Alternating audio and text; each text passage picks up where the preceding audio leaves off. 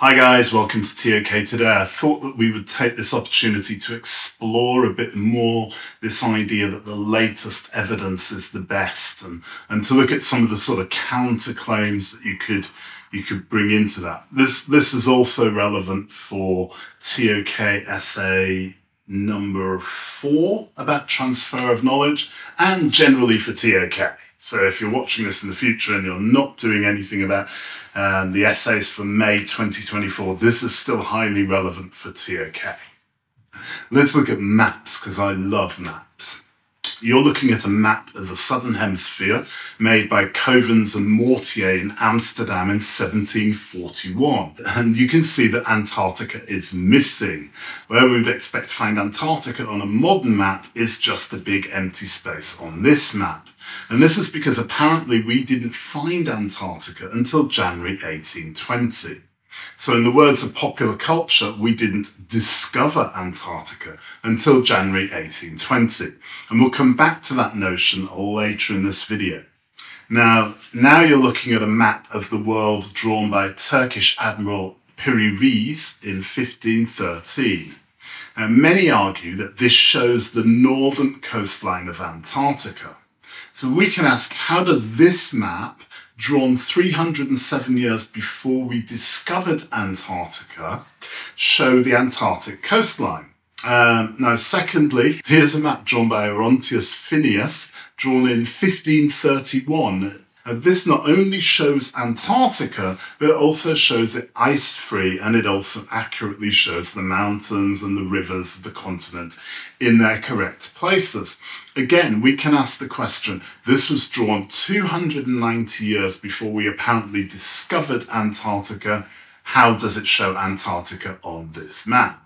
And there are many other maps drawn hundreds of years before the discovery of Antarctica that shows Antarctica in its correct position with accurate depictions of its coastline, the position of the South Pole, the position of the mountains and rivers, and so on and so on. Now, the shortened version of the reason for the existence of these maps is simply that we didn't discover Antarctica in 1820, but we'd known about the continent for millennia before the 1820 date. However, for a multitude of possible reasons, we lost the knowledge of Antarctica. Now, if you want to know more about why we lost that knowledge, then check out the videos and books by the historian and archaeologist Graham Hancock. I'll leave a link in the video description.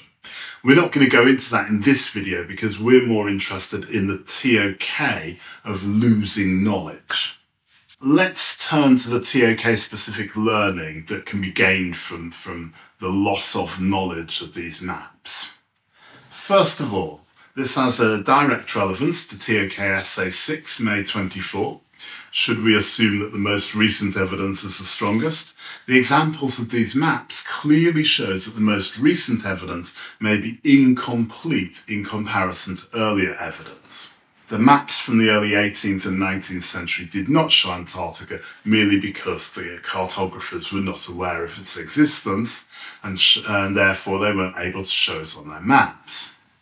Secondly, it shows that the development of knowledge is not necessarily linear nor cumulative, meaning that later knowledge does not necessarily build on earlier knowledge. It could ignore that knowledge, and that knowledge could be deemed to be wrong when the new knowledge is constructed. Or crucially, the evidence upon which the older knowledge is based could be judged to be too weak, unreliable, or inaccurate to be taken into account when the most recent evidence is constructed. Thirdly, it shows that evidence is both perspective-based and it's highly contextualized. The maps from the 16th and 19th century are different because they're constructed by knowers with different perspectives, operating in different contexts, with different intentions, different purposes, different assumptions, and so on. On a further point, these maps link to the ToK Essay 4, May 24. And this is the essay about the challenges of transferring knowledge from one context to another. Arguably, the context in which the 19th century maps were made was markedly different from the context within which the 16th century maps were made. And as such, much of the knowledge from the 16th century is not being transferred to the 19th century. Arguably in the 19th century, the 18th or 19th century, it was believed, like today, that their later scientific and navigational mapping instruments were far superior to anything that had existed during an earlier age, and therefore evidence produced using these instruments was far superior to evidence produced during an earlier period without these scientific instruments. The lack of knowledge transfer from one context to another shows that one of the variables influencing the transfer of knowledge from one context to another is the values and assumptions underpinning the construction and the meaning of knowledge. So earlier I said that we'd come back to the words discovery and find. Did sailors discover Antarctica in 1820, or did they find Antarctica in 1820? Now, it may be a small semantic difference, but that difference could represent significant differences in our values concerning knowledge or the knowledge value system. The word discover could imply that Antarctica was of little significance before it became known to those particular knowers, whereas the word find places the emphasis of not knowing about it on the knowers themselves. Now, we could throw a third concept in here, and that's the concept of construction. Did the sailors construct the knowledge of Antarctica back in 1820 is a different way of approaching this question. Now, I'm not suggesting that they imagined the continent in the form of a fantasy, nor that the continent did not exist before they had knowledge of it. Construct in this sense means that they formed particular knowledge of Antarctica, which gave us one coherent concept of the continent. Some things will have been left out of that concept. Further, Antarctica has radically changed over the millennia. These changes will not be in the concept that we have of Antarctica.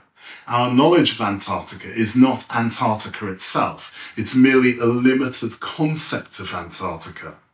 Yes, we're in Plato's cave. It's a friendly place to be. It's a platonic place to be. And this swiftly brings me to the final bit of ToK learning from these maps. The early 19th century maps do not show Antarctica because they didn't have any evidence of Antarctica in the early 19th century, or at least they didn't have anything that would deem to be evidence of Antarctica. As such, there's an absence of Antarctica on the maps because there's an absence of evidence of Antarctica. However, today, all of our latest and best evidence shows that Antarctica does exist. As such, we can argue that absence of evidence is not evidence of absence.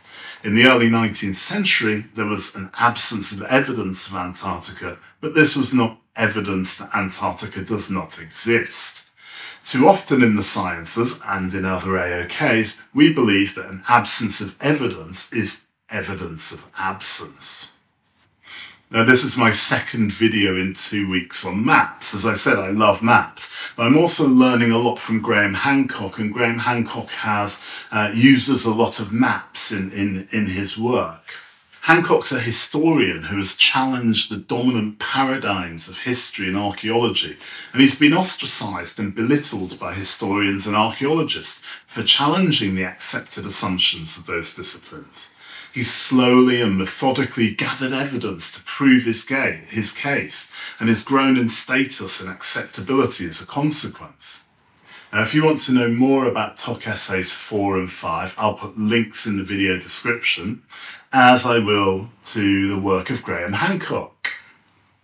If you enjoyed today's video, I'd be really grateful for a like or even for a subscribe. And if you're feeling extra generous, you can even buy me a coffee. Thank you so much for watching. Stay ToKtastic, my friends. See you on the next one.